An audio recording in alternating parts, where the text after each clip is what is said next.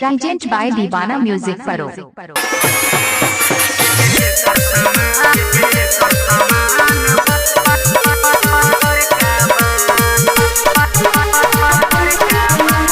अभी आप सुन रहे हैं दीवाना म्यूजिक परो की शानदार प्रस्तुति।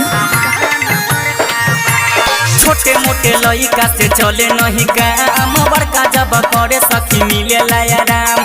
छोटे मोटे लइका से चले नहीं काम, बड़का जब करे सखी मिले आराम। छोटी का के पतरी का बा, पतरी का बा, पतरी का बा। सुना हाथ उठाई जवन लड़का बा, एमे के कर सामान बड़का बा। हाथ उठाई जवन लड़का बा, एमे के कर सामान बड़का बा। अभी आप सुन रहे हैं दीवाना म्यूजिक परो की शानदार प्रस्तुति।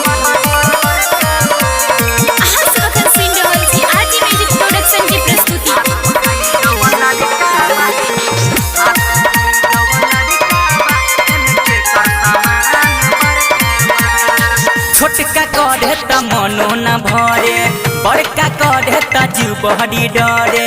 कैसे के तोहे बताई ये सखिया, ले देला उ खरे खरे। छोटका कढ़े त मनो न भरे, बड़का कढ़े त जीव बहरी डरे। कैसे के तोहे बताई ये सखिया, ले देला उ खरे खरे। छोटी का के पतरी का बा, पतरी का बा, पतरी का बा। सुनो हाथ उठाई जवन लड़का बा, एमे के कर सामान बड़का बा। हाथ उठाई जवन लड़का बा, एमे के कर सामान बड़का बा।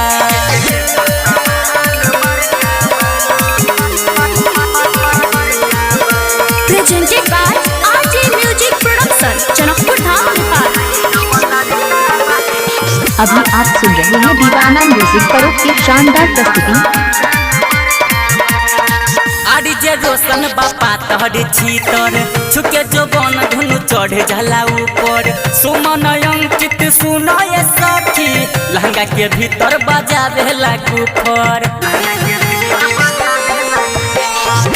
जे रोशन बापा तहर छीतर, छुके जो बन धुनु चढ़े जाला ऊपर। सुमन अंकित सुनो ये सखी, लहंगा के भीतर बजावे लागू पर।